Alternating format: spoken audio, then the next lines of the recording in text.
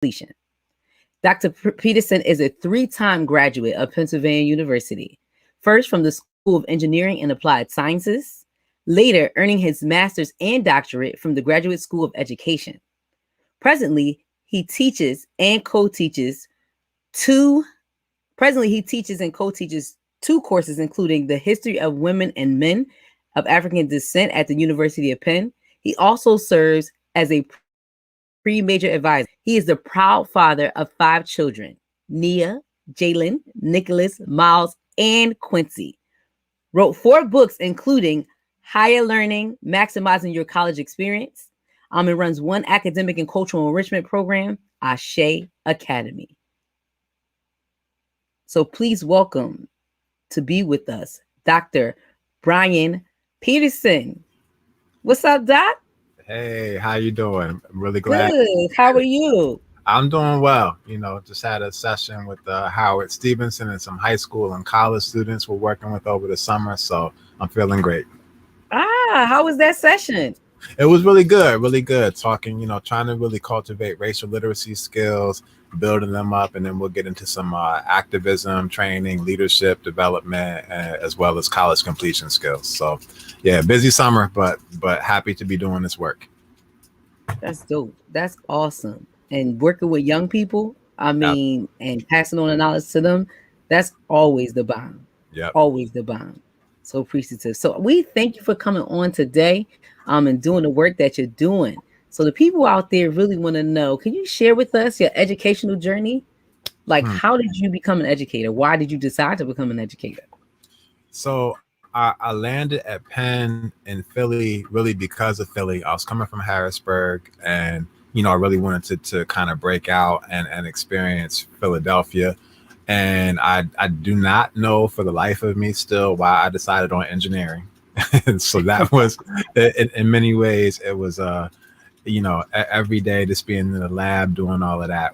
It was, I liked it, but I'm just like, do I really want to do this for my whole life? So I oftentimes would go out and tutor and mentor in different programs. And that's what really sparked the seed. So I remember actually one year I was the president of the National Society of Black Engineers, the Penn chapter. And then I think that was my junior year. And right after that, I went right back to leading the community service element of that program. Because I'm like, this was where my passion was, So I started working at Penn in IT after I finished undergrad, and decided to go back and get my master's, then got convinced to go and get my doctorate, and was really reluctant in doing that. But I started to see kind of student affairs as a wheelhouse for me to be able to do a lot of different things.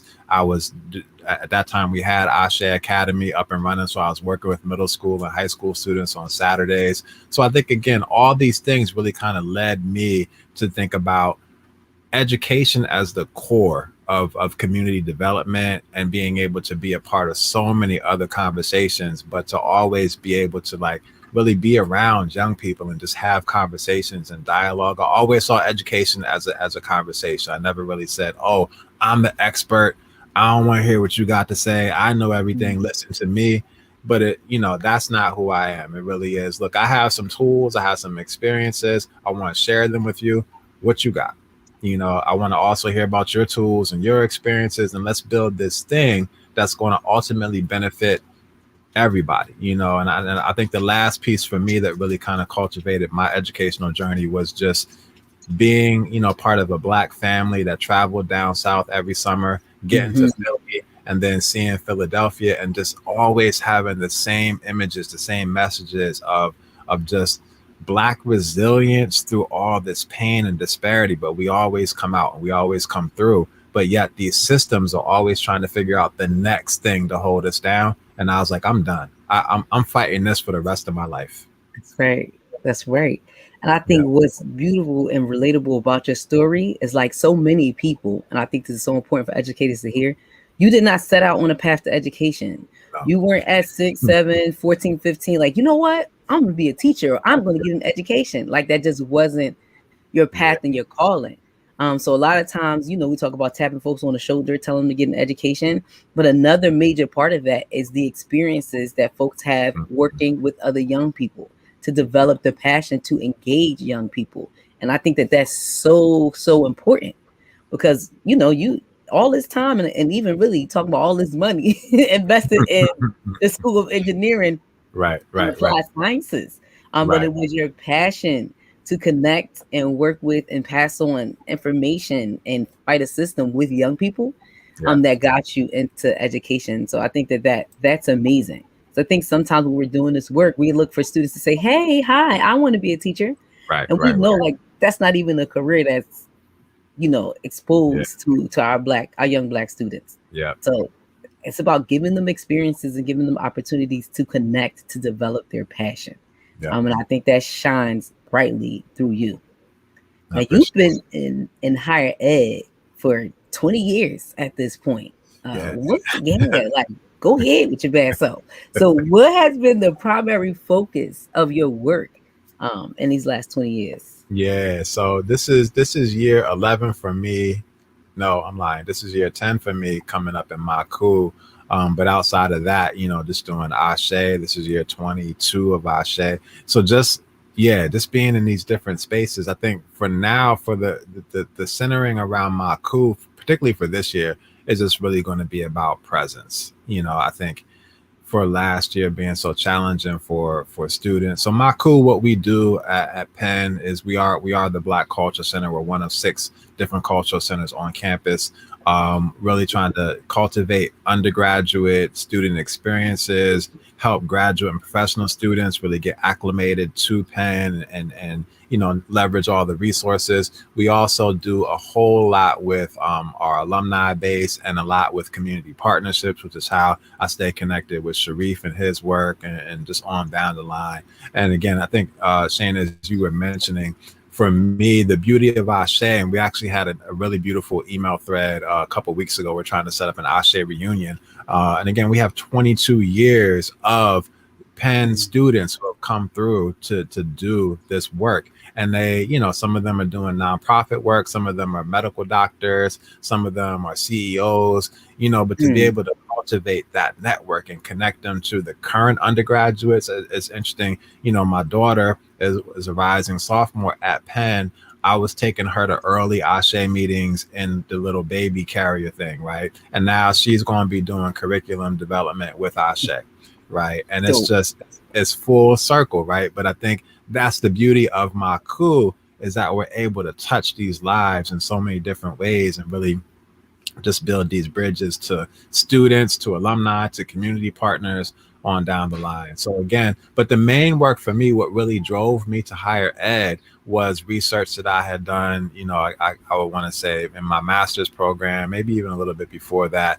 But Mm, also it was informed by my experience as a Black engineer that the graduation rates at a place like Penn for everybody are phenomenal. For Black students, good, but not as phenomenal. But then when you move mm, out to other campuses, you're talking about general graduation rates around 59%. And then you could mm. get, there are schools where you could have Black men, 10% are graduating. 10%. So every 10 people, 9 people are going to leave that campus with no degree, And that's right? what I And was so, about to clarify. You yeah, saying basically you're talking about people who enter. Out of the people who right. enter, only 10% of them are finishing all the way through. Exactly, exactly. So for me, I really thought a lot about what what does it mean not just to be retained and complete, but what does it mean to be great, right? And I know for me, and the reason why I sort of stayed away because we talk a lot about college access. We didn't talk as much about college completion. We're talking more about it now. But what I want to talk about is how do you have the best possible experience, right? How do you come to a place like Penn or go to a place like Temple or Drexel or USC or wherever and get every possible resource, get every possible program opportunity, study Mm. abroad, get the summer internships, get the summer stipends, have the faculty mentors. So I look at some of my Ashe staff cohorts, and some of the I mean, we have people who won all types of prizes and had experience. That's what they did. Mm. They got all these connections. They did all this work, and it changed their lives, right? But had they come into Penn and really fallen into a bubble, and really not not really taking advantage of resources. And again, we sort of put the blame on them and say, oh, well, you should have, you should have. No, no, no. As an institution, how do we wrap around them and introduce them to these people? Because that's what happened for these young people, you know, who are Right. now doctoral candidates and PhDs and all sorts of things. But we wrapped around them and we opened up the doors and connected them. We didn't say, all right, y'all are here, figure it out, like you're on your own. You know, Hmm. that's not the way. And to me, that's the heart of student affairs work. That's the heart of student development. That's the heart of higher ed, particularly in a place like we have 11,000 undergraduate students. So it's Hmm. very easy to enter our campus and just feel lost immediately from day one, you know. And so we don't want to do that at Makku. We try to figure out, how do we connect, how do we link, how do we empower, how do we inform, and really how do we cultivate all the things, all the beauty that they brought with them, all the brilliance they brought with them. Penn is just the conduit, but we can't leave them idly just to sort of figure it out. Like, we want to help them and be very intentional about, what did you come to do? All right, you got to talk to this person. You got to do this. I'm going to connect you today. And that's what we do. Got it. And that's what I was going to ask. What are some of the experience that the Makku Center cultivates with these young folks that are coming to Penn? Like, what are some of the Mhm. community experience that they get to be a part of? Yeah. So, you know, our flagship program is called Robeson Cooper Scholars, named after Paul Robeson and Anna Julia Cooper, really thinking about the multiple, you know, talents and just amazing things that our young people do. So those two scholars and activists and entertainers and educators, like they represent the model that we have at Penn. So we really try to say, you know, so with that program, we get about 30 incoming students and we try to develop them as peer leaders, so their light is shining on the entire community through the work that they do. And we work with them over 4 years and beyond, you know. So I'm still linking with Robeson Cooper scholars that have graduated 10 years ago, and helping them do different things. But we also do a whole bunch of other different, you know, one-off programs, a lot of partnerships Mhm. with our undergraduate student groups, whether it's Black Greek Letter Organization, pre-professional organization, performing arts organizations. We have a program called Sister Sister and a program called BMU, Black Men United. And they meet pretty Okay. much on alternating Sundays over dinner when we're back in person, just to really create, you know, conversational support spaces across the 4 classes of undergraduates, and also bringing in graduate students as well. A lot of academic prep, different coaching and tutoring programs that we don't necessarily run and manage ourselves, but we work with people who are doing that to make sure that our students understand the value behind that. One thing that, you know, I would say, particularly around Black and brown men, and this was my experience as an undergrad. I had a really good freshman year, you know, got off to a really strong start, and then sophomore Mhm. year got a little overconfident, and then didn't do as well as I thought I was supposed to be doing, but Mhm. also didn't want to ask for help, because I'm like, why would I tell someone I don't know what I'm doing, right? I don't want to embarrass myself. But then you dig that hole and you continue to embarrass yourself because you're still not doing well. So Whoa.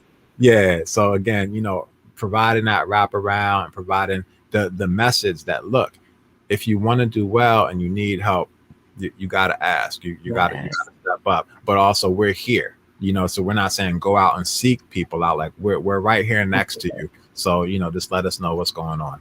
Yes, working to create that supportive Yep. community.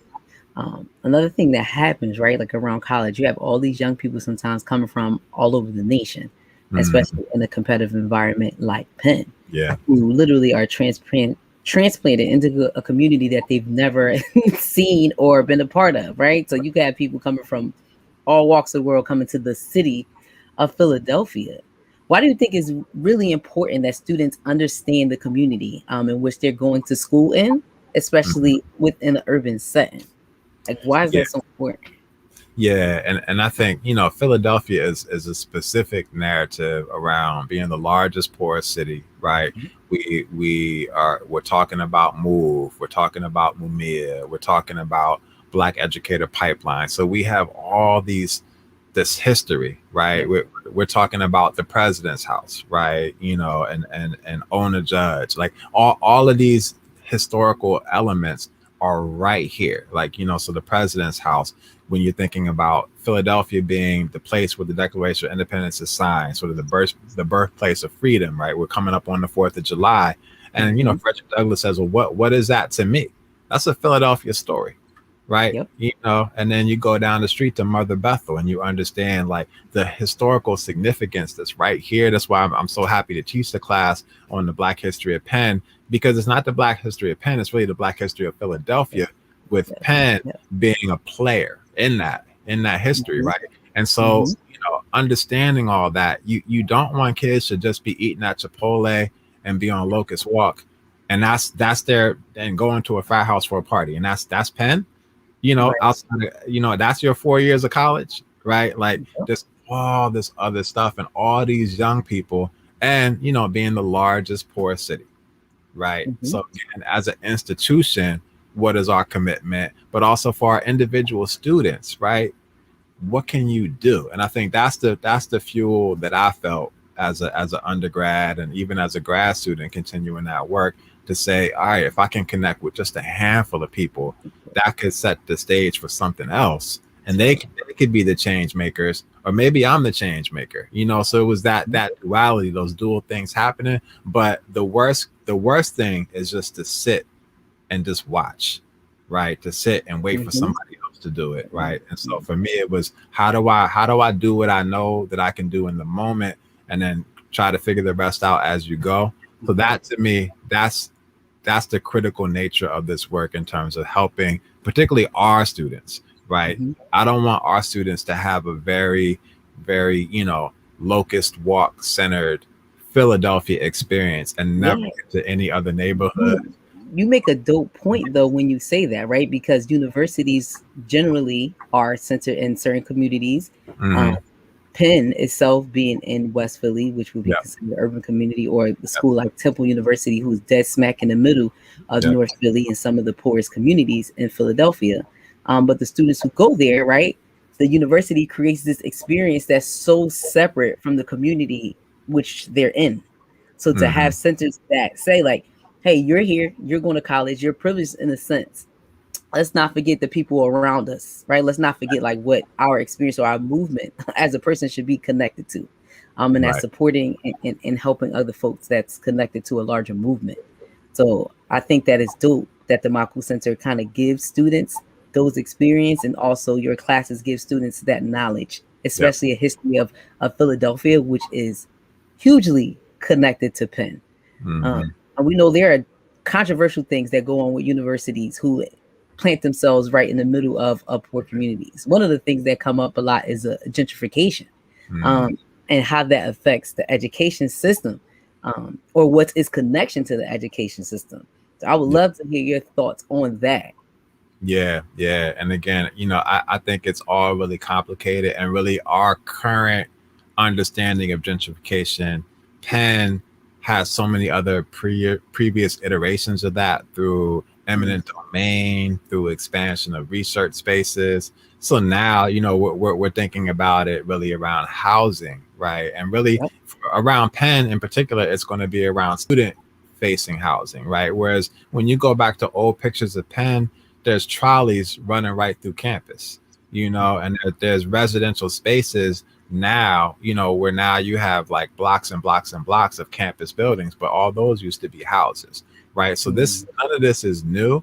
But I think when you're thinking about K through 12 education, you're thinking about neighborhoods. I mean, that, and I'm sure I'm gonna go back to the archives on the podcast, but it's just a whole conversation. Like, you have to really blow up the whole model of funding, right? Yep. Because what's the point in funding, around real estate and property taxes, and then you flip the neighborhood, so then people who could benefit from a better quality space can't afford to live in the neighborhood, Mhm. right? Like, what does it mean to actually provide quality education? Like, what is the cost for that? And then now you've got to figure out a different way of funding that, and then you could go back to white flight, you could go back to all these narratives that really, they paint the same picture of, look, we want this group of people to have this, we want this other group of people to have that, y'all gonna figure out, how we're not gonna talk about it, but it's just gonna be that way. Gonna be that. Right?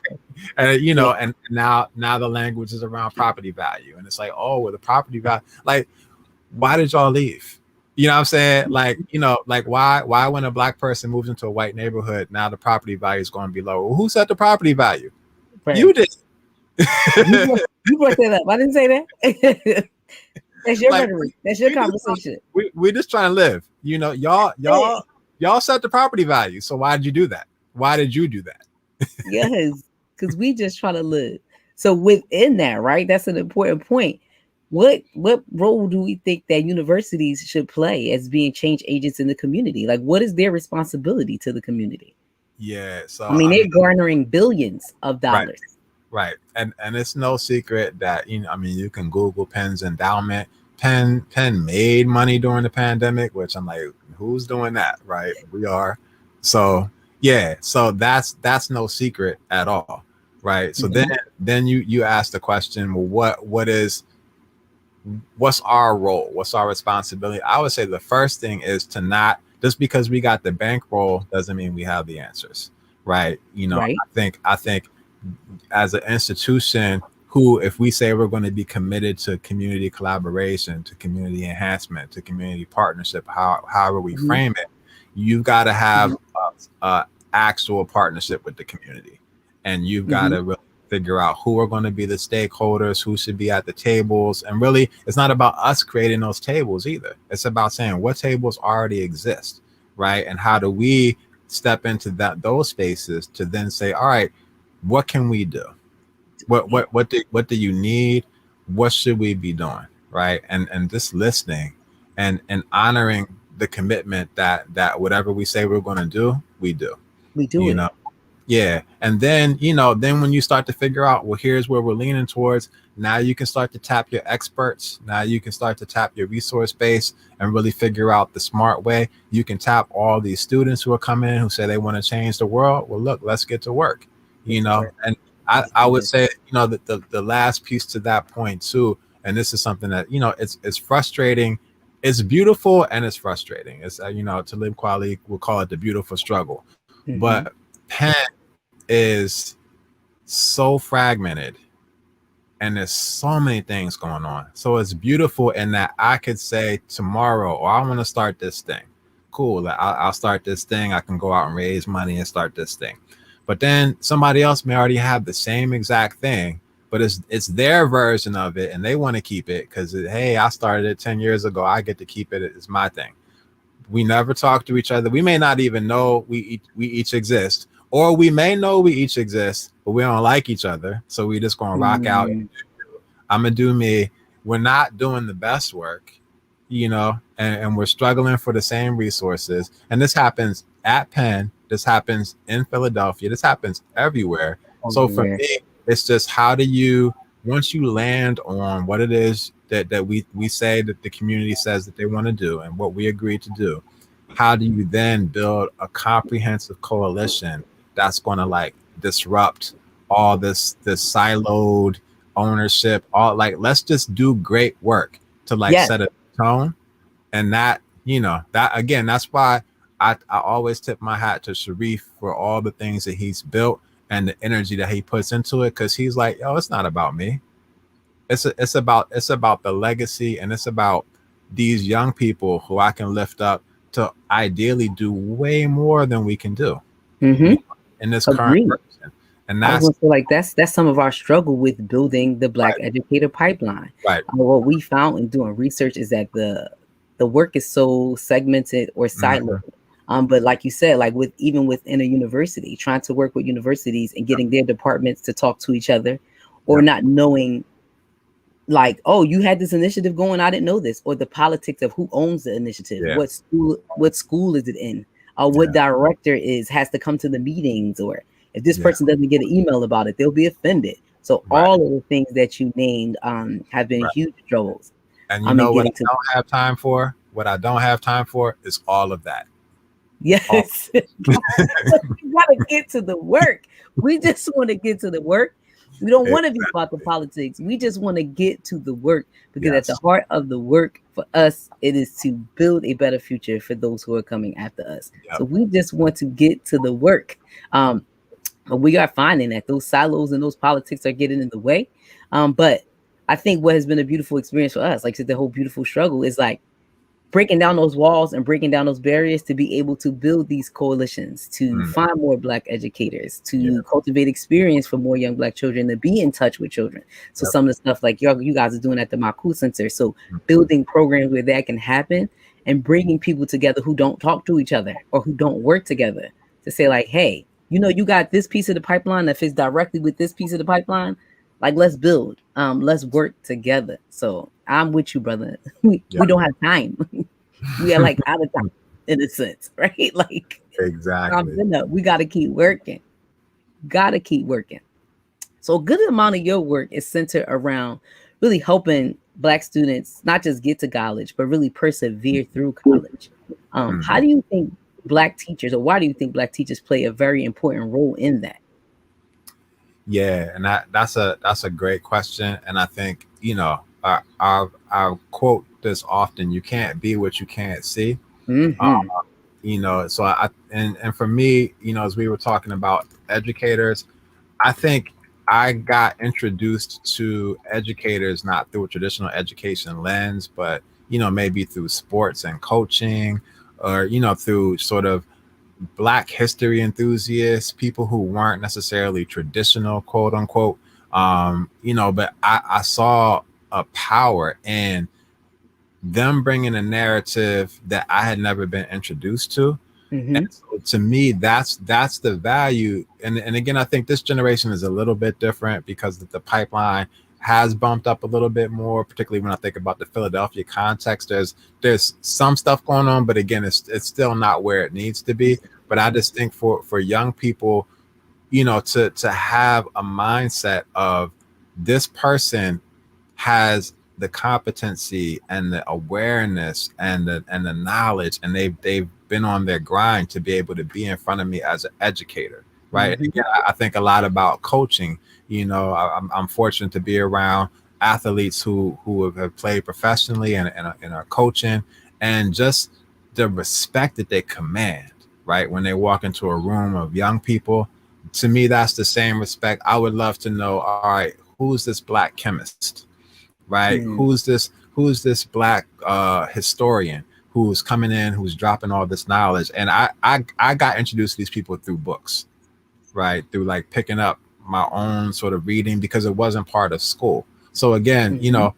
I think there's a lot of ways that people can make these connections to sort of these role models who, if it's not the person that you want to be, it's the person who has access to information that you can then pull from to say, now that I know this, I'm at a different level in terms of how I'm going to process what's happening around me, in terms of how I understand the world. And Black educators, I'm actually working with a doctoral student now on her dissertation. Um, Shout out to Deidre who defends her oral proposal next week. Um, Yeah, David, do your thing, girl. exactly, but this is her work looking at the racial socialization of Black teachers over a few different eras, and how they've Mm. always brought this additional awareness that, look, as the person in front of you, I've got to prepare you to have a conversation about Tamir Rice when that happens. I've got Mm-hmm. to prepare you to have a conversation when you get followed around in your store. I've got to prepare you as a Black boy who may be dating a white girl, like what that's going to be like, right? At some Mm-hmm. point in time, right? I've got to prepare you as a Black girl in a predominantly white classroom when you get to college, or when you get to high school, when you get into an AP setting, for example, and you are the smart Black kid, right? I have kids who get into Penn, and they may come from a predominantly white high school environment. They get into Penn, and these people who they thought were their friends are now saying, "Oh, you just got in because you're Black. Oh, you Mm. just got in because you play volleyball." And it's like, Mm. I just got in because I took the same damn test you did Look. and killed it. Yes. That's why I got it, right? And so, but Black teachers are going to be someone that these people can lean on, these students, to understand, how do I process this mixed bag of emotions, right? And how do I still go to Penn, go to wherever, and still feel proud, rather than have this person like disrupt my entire experience before I set foot on campus? And Mm-hmm. this happens. Like, people carry these things with them, and it's deeply disturbing to me. But Yes. if we don't build, again, I think traditional Black educator pipeline is a huge piece, but it's also just an overall village. Like, it could be a therapist, it could be a coach, it could be a music teacher, it could be whoever you have around you, someone in church, someone in the mosque. So again, I think that there are other ways where people are going to receive this sort of informal kind of life education, Yes. but to me, and again, the research shows, and Deidre's going to really tease it out in her work, which is going to ultimately be a book. So again, I'm always speaking this to power for Deidre, because I'm really glad that I got connected to her. But to be able to understand the stories of how Black teachers approach what they do as activism every Mm-hmm. single day, that's the difference. That's the difference. That's a major difference, because they come with a different lens, Yep. how they engage our students, and as you so eloquently pointed out, how they prepare our students, all right, for the world in front of them. It's just a different kind of Yeah. understanding about what's needed, and I Yeah. think that raises to the point of why Black teachers are so important, not only to get our young people to college, but to build a network that young people can reach back and lean on Yeah. when they're struggling in college. And increasing that number only strengthens and increases and makes us a larger village of support for these young people coming Absolutely. after us, like most definitely. I know you teach a couple of classes at Penn. I Mhm. think when we spoke earlier, I know you were saying like one of the classes you teach is education in American culture. Mm. Um, Yeah. so what are some foundations that are laid for students in that class? Yeah. I think, the big question for us is, what does it mean to be a citizen, right? Mm-hmm. What does it mean to be American? Who gets to define that? So we look at sort of the historical lens of how that has shifted, how that's changed.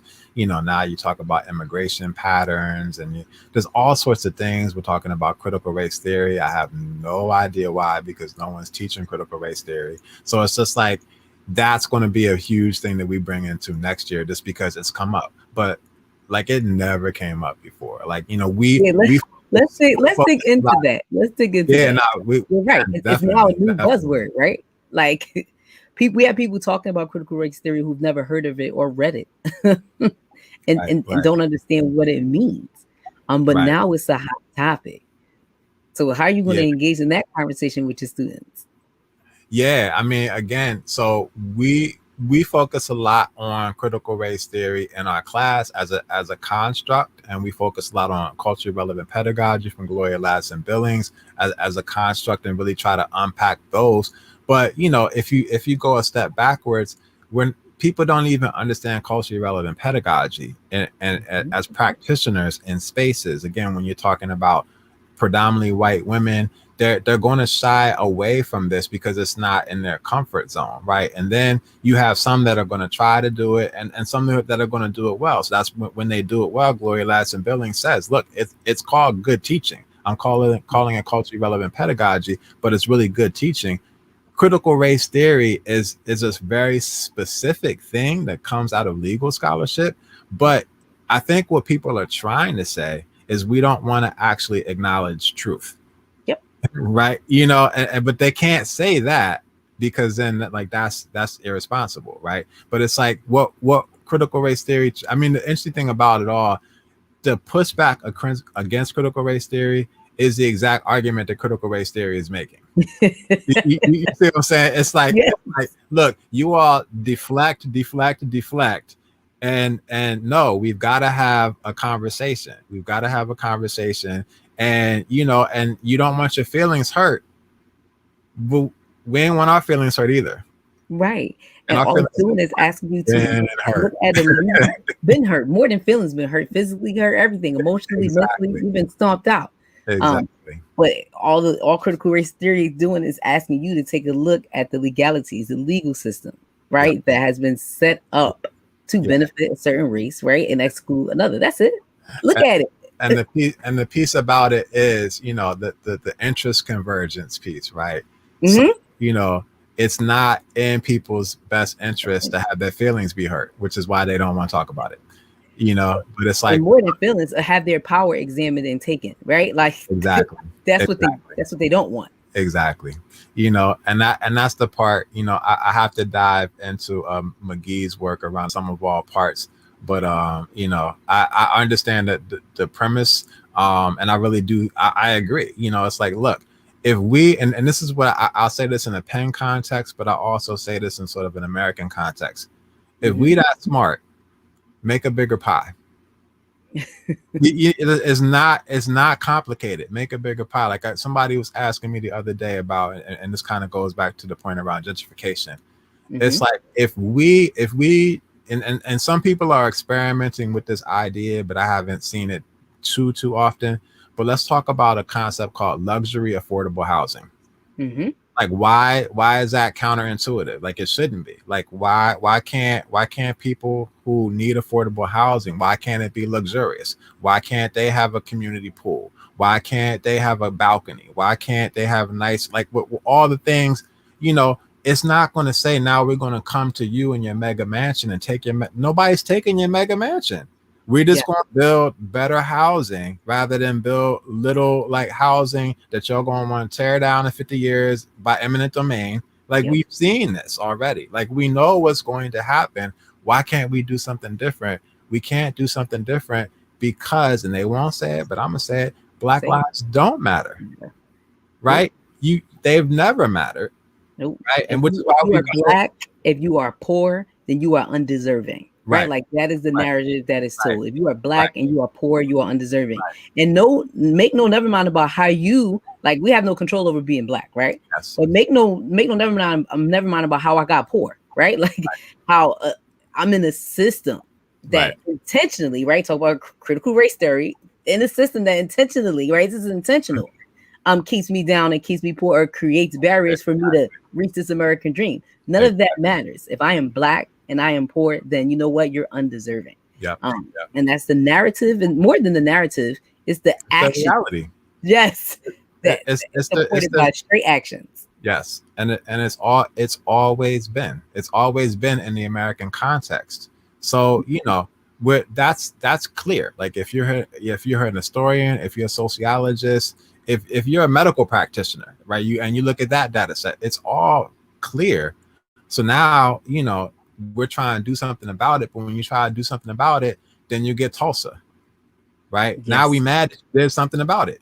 Why are you mad that we did something about it, right? So When again, I'm over here just minding my business, yes, trying to yes. be great. So there's a lot, and again, this is why people don't want to talk about critical race theory, because I really want to know why were y'all so mad that you destroyed this whole town. Yep. I'm seeing the clip on Amber Ruffin's show about there are I feel like there was at least 20 on the screen of black cities and black towns that were put underwater. Yep. Why were y'all that mad that that's what you did, right? And so we got to talk about all of that, because if we can't talk about where that stuff is coming from and how we move forward, then we're not going to move forward, and then we're all going to be sitting here waiting for the next time you get mad. And we saw the next time y'all got mad when this man had his knee on this man's neck, right? Yep. And people are yelling at him like, you gotta get off this man's neck, and you look at those pictures and he has no emotion. It's like, look, I've seen that before, Yep. right? I've seen that, and then y'all go and storm the Capitol Because y'all mad, right? January, because Because y'all you're mad, mad. So because you we mad. know what happens when you guys Why get you mad. mad? Like we know. Why you But mad? you ask the pertinent question, why are you mad? What is it? It's that bad that you want to kill me and destroy everything I have? Right. Like my prospering threatens you in some kind of way. But some Right. of it is based on, again, when we talk about racism. You Mhm. just don't want me to prosper just because I'm black. Like that, it's a lot of it is tied just that simple into that complex situation, but you can't give any other reason besides that. And Yep. that's an interesting point. And I think Mhm. what you drove home by connecting the two is like Tulsa, right, is a larger issue, right? Mhm. George Floyd is an individualized issue that Yep. became larger, but people are experiencing the "Why You Mad" syndrome every Mhm. single day. I'm Yeah. just here being black and being great. You mad? I say the wrong thing to my white boss. Now I got to get fired. I say the Mhm. wrong thing to a police officer. I seem too knowledgeable or too Mhm. assertive. Now I got to get beat up and Right. beat down or Right. shot and killed because I'm unarmed. But Mhm. again, the question still hangs. Why are And you if, so if you mad? are armed, why are you armed? If you're legally armed, you can't have Mhm. that either. So Right. yeah, yeah, Within my legal bounds, right? Within my like, right, no, you can't. right, Why? right, But you make the that's an excellent question. Why Mhm. you so mad? And then Yeah, when y'all get mad, we know what you like to do. The election didn't go our way. You know, we taking the government back. Are y'all right, really? But right, again, we mad every other 4 years when the person we don't want don't get put in office. right, Everybody storming the Capitol, right? When you talking about living in America, this is just the political dynamics that happen. That happens. right, Our people, your person you like don't win all the time. Our person we don't like win all the time. That's right, democracy. That's right, that's the world we exist in. right. But child to get mad and stage an insurrection. But again, we know what that comes from, right? We White supremacy, like we are supreme. So right. what I say goes. I'm in a world that tells me that. Yeah. So in your class to discuss, right, like what Hmm. it means to be American. Hmm. We know what education and how it indoctrinates us to think about what Yeah. it means to be an American, and how it reinforces racism, Yeah. um, how it reinforces white supremacy. But like this is why you get big mad and you feel like I'm gonna kill you just because I have the power to, right? This country actually like enables me to do that. Yes. And Yes. again, like even to go to deeper stuff, right? We got a brother who lost his NFL job just for like, I'm gonna kneel in protest. I ain't bothering nobody. I'm over here minding my business, like literally Yep. minding my business. But because white people hate to see it, Hmm. this brother gotta go. No, we're not. Nobody's kneeling during the anthem. How you gonna tell people what they get to do during a song that get played? Right. Of American symbolism. But Yep. Brian, you done got me up. Got me riled up. Talk about this because it's a great question, right? Why Yeah. Yeah. why are you so mad? Yeah. Why are you so mad? And And then that's your and that's anger enrages you to destroy and kill people. mhm. Why are you so mad? Yeah, but that's why we, frame the class education in American culture, because again, that this idea, this American concept, it really plays on notions of liberty and freedom, but for who and when, and I think when you think about education as a system, and then how it could disrupt, or it Mhm. could be it could be a part of the indoctrination, it could be a part Right. of the subordination. So we look at curriculum, we look at the school to prison pipeline, we look at the percentages across the board. Yeah, it's a very instructive experience. We bring in a lot of guest speakers. So yeah, I'm really we've been on hiatus for a couple of years, but I co-teach that class with Charles Adams, who's the head of Lion Story. So I'm really thankful that we were able to get that back on deck for this coming year. And I think that's dope. I think that's amazing. And I think that that's what folks need. They need that kind of political education. Yep. They need that kind of like wiping and erasing of that American indoctrination so that we can be talking about facts and truth and not Yep. training you to perpetuate a system that's tied to marginalize people and bring them down. Yep. But with that, I think what's important to, and let's switch topics a little bit, to teacher Mhm. preparation, because I Mhm. know you do some work around teacher prep. Mhm. What do you think is absent from those schools of educations, and why universities is struggling to do a good job with preparing teachers to come out and teach in urban communities or teach Black children? Yeah, yeah. I mean, I think there's a lot there. I mean, it's interesting that the conversation around critical race theory now in its current form, I mean, it's been a previous conversation just around not wanting to talk about culture, right? Mhm. And not feeling comfortable naming something, and really, talking about, to me, I view education as community, as village, right? And so people say, "Oh, I'm not trying to be, a social worker in school, yada yada yada." I'm like, well, I don't really like. Yeah, there's a lot of things I do as a parent that I'm like, I ain't really signing up for all of this, right? But Right. Yeah. but it comes with it. And as an educator, you are effectively going to be that child's parent, particularly for the younger kids. Like, you're going to be that child's parent for 6-7 hours in the day, so you Seven, gotta eight. Yes. deal with it. So part of it too is building different structures to say, well, what other supports do we need, right? But it's a whole big ecosystem, particularly Mhm. when you're dealing with historically underserved schools and communities where you've got a lot of unaddressed trauma that it's not even that it's unaddressed, it's like nobody even thought to ask the questions, right? People are Mm. like, look, this is oh, this has always been like this. Well, is that good? That's not good, Not right? good. So you've got to have this comprehensive question. And when you think about, oh, well, we're going to have a cultural workshop, nobody said have a cultural, like, no, we're dealing with culture like, you start there, you end there. Content is going to be, to me, and this may be an unpopular opinion, but content in some regards is going to be secondary. It's like, look, we're building a village. If I could teach you computer science, maybe I used to know it, but at the end of the day, if I'm connecting with the Black and brown boys in the space in a particular way, Hmm. whatever I teach them is going to be a value add. It's like, now we're all in this community, and I'm talking about leadership. I'm talking about life. And Yep. if we talk about auto mechanics, if we talk about computer science, if we talk about history, I'm good. I can talk. I can't do the auto mechanics part. I'm not even going to try to claim that. But we can watch some YouTubes and we can Yep. figure it out together. Or I can tap some brothers and be like, yo, can you come in and lend your skills to this? Because I've got these dudes and I've got their attention. And to me, like, the schools of ed, if you're not ready to step up and say, look, this is a life commitment, like I guess I would say it like this. When students come to me and I do what's called pre-major advising at Penn, and they say, oh, I want to be a doctor, I want to be an MD. I'm like, cool, that's a life decision. Like, that's a lifestyle choice.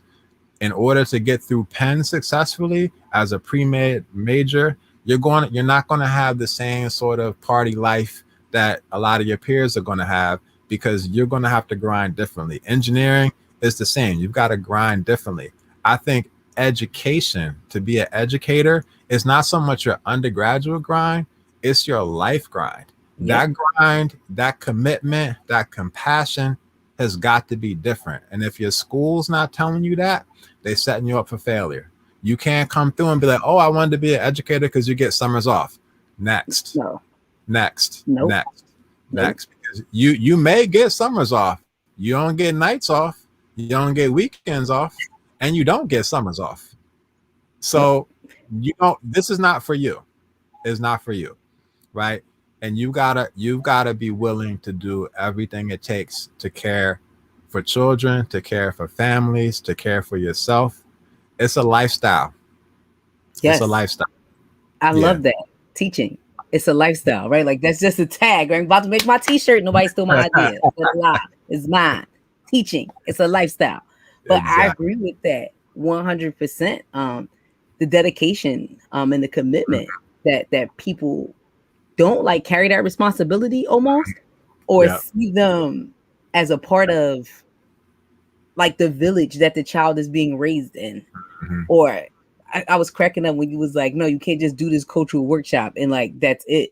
But there's so many times, I think we lost my brother, Dr. Peterson. Hopefully he logs back on. But I think there's so many times that I've been in situation where folks just want the quick fix or the quick answer to that, right? They just want us to, you back, brother, there you go. Yeah. I don't know what happened. My bad. Yeah, no, you cool, you good. I was expounding on like these cultural workshops where people want the quick fix or the quick answer, or teach Mhm. me a skill to connect with children, where at the heart of that is like, I can give you these very like empty arbitrary things to do, but at the heart of it, are you committed Right. to doing that? Are you committed to connecting with children? Are you committed to, like, sometimes I would just be like, are we being human here? Mm-hmm. How do I connect with kids? Or like, how do you develop such good relationships? I talk to them, like, but I want to talk to them, right? Like, I like them.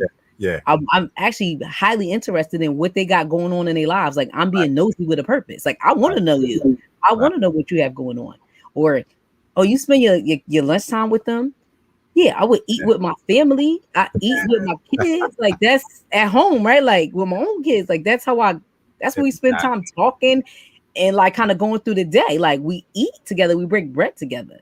Like it's more than just like it's number one, the Black community, it's a ritual. Like we break bread together. That's how you show love and respect for somebody. You know, when you don't like somebody, they can't come to the house. They ain't eating at my table. But when you love people, you like people, like that's a ritual. So yeah, I go eat with the kids. I want to get to know the kids. Yeah. But I think we make a good point in terms of if people don't have that heart in them, if you don't have that commitment, if schools of ed really aren't designing classes and workshops around really examining what it means to be a teacher or to be a part of somebody's village in the community. And even we keep using this word urban, Yeah. but for me, teaching Black children, Yeah. teaching in low income cities, Yeah. like if you're not going to be dedicated to being a part of the solution for those young people or being a part of their village, don't come here. Yeah, like we've got to address this situation, not your idealized notion of education. Like that, we're not here for that. Yes. And I think the idealized notion of education sometimes is like, I'm going to go teach and save those young Black minds. Right, right, Um, right, but what you teaching them? right. Um, what are you teaching them? That's that Mm, American kind of indoctrination. yeah, But yeah, you know, brother, when they meet people like you and me, and then we send them back, and they challenge, then they get mad. Then the suspension rates go up, right? Then they get kicked out of class. Because why are you so mad? Okay, right. that is the question of today. Why are you so mad? To the point where you want to remove a child from an educational setting. Why are you Right, so mad? So, right. but yeah, I definitely think that schools of education need to do a better job beyond the content. And we definitely need quality teachers, right? You want people to be able to come out and do quality teachings, to be expert in their content. Like you Mm, want all of that. But I think you make a great point about inserting stuff in schools of education where people really understand the fullness of teaching right, being a lifestyle. I think right, that's big. That's right. huge. Do you have any changes that you would suggest? That's a whole Like other in podcast. curriculum? Yes, you got like 9 minutes left. You like, girl, Yeah, that's a whole nother and show. it's funny. Sharif asked me the other day if I because I had started writing at the outset of the pandemic. I was writing some stuff on Medium, and then life got complicated, so I kind of slowed down. But I want to pick that back up. So I definitely think the pandemic introduced a lot to me of strategies, and as parents, I have 5 kids. My daughter did her first year of college at home. Then my 4 sons were all in different iterations of K through 12.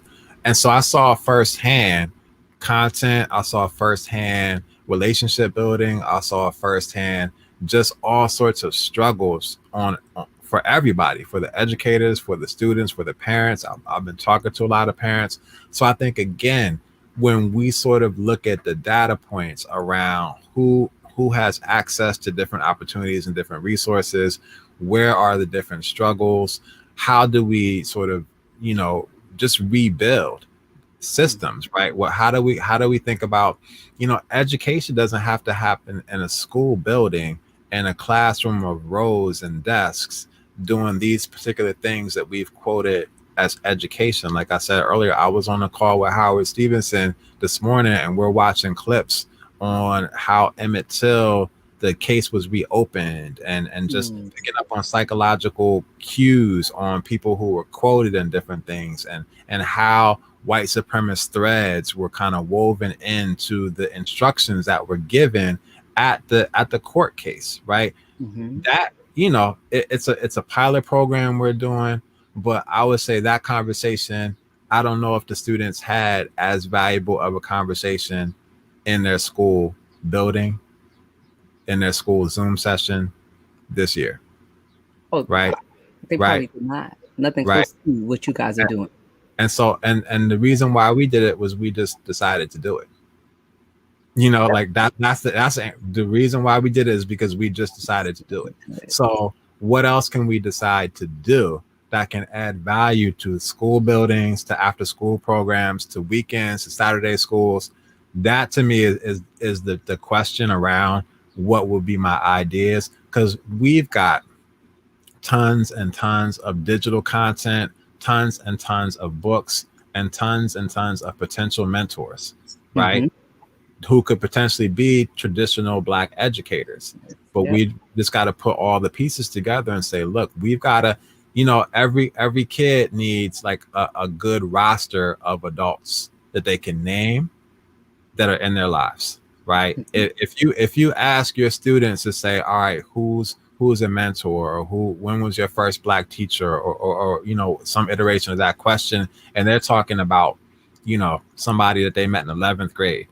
What about the first 10 years of your life? And I Yep. have Penn students who I may be, when they get into my class, I may be their first Black teacher, period. Mm. Mm. And I'm just like, Black well, male what? teacher too. Yeah. And so you're just like, well, what else could have happened for you, where it may not have been a teacher, but it may have been someone who was sewing into you. And then again, you need to have like a dozen names. Everybody needs a dozen names. That Yes. to me is the difference. Agreed. I think Yep. that spaces that you are cultivating with Dr. Howard Stevenson, and spaces that we're cultivating over here at the center Mm-hmm. with Freedom Schools Literacy Academy are the spaces that young people need. And Yep. if they're not going to get that inside of school, then it is our responsibility as a people Mm-hmm. to provide that, where we are providing political education to students, where we are providing support and networks and connections. Um, so a lot of times people ask, how can I be involved? I Mm-hmm. think getting involved in some of these spaces or creating programs for students. So even if you work within a school, start an after school club Yep. where children are connecting and you're bringing folks into the school. Some of the most successful people that I've seen in terms of making an impact on the school are those people who do the work that you do at the Makku Center. They have the connections to the community. So Mm-hmm. they bring people into the schools to connect with the children. They Mm-hmm. connect children to resources in their neighborhood. Because outside Right. of that 7 to 8 hours, you're going to need somebody besides me that you Yeah. can lean on or that you can go to. Yeah, and to Think that's that point, important.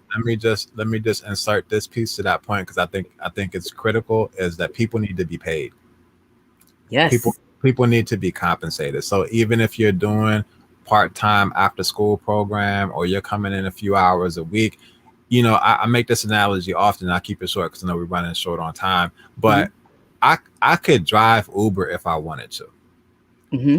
This summer I am driving Uber, and I'm not getting paid because I'm driving my family around all over the place to all kinds of camps and part-time jobs. So I, Yeah. I could go ahead and sign up for Uber and get paid while I'm not driving my family around, and take my Zoom meetings in my car while I'm driving Uber, right? I don't want to drive Uber. I don't want to drive my family around. I drive them around because I love them, right? Yeah. I want to mentor young people. And there are so many people who I have that have graduated at 25 years old, 30 years old, who are working the gig economy, doing whatever, and they want to mentor young people too.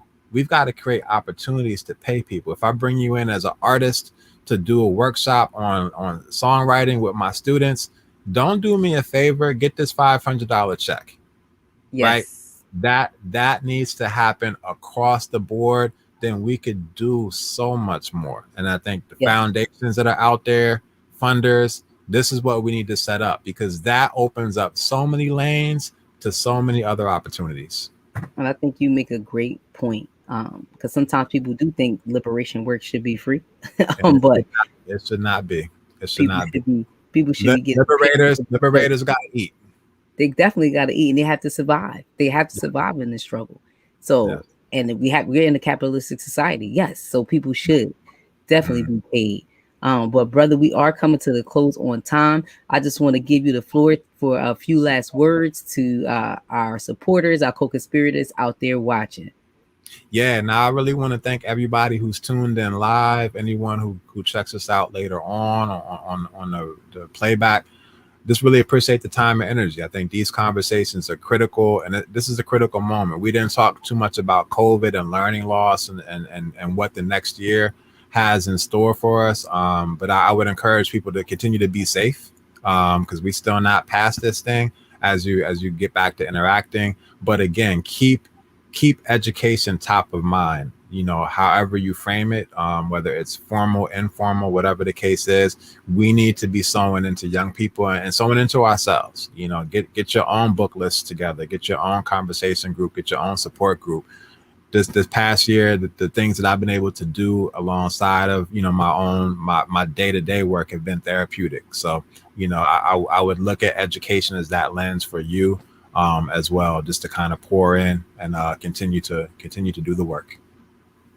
Yes. Well, thank you, Doctor. We just Thank appreciate you joining us. This has been an excellent conversation. I'm glad. I'll love to bring you back in the future for another show with your wealth of Absolutely. knowledge. But Absolutely. definitely good luck to you. And again, I appreciate all my people watching out there. Join us again next Thursday live at 12 for another show of Building the Black Educator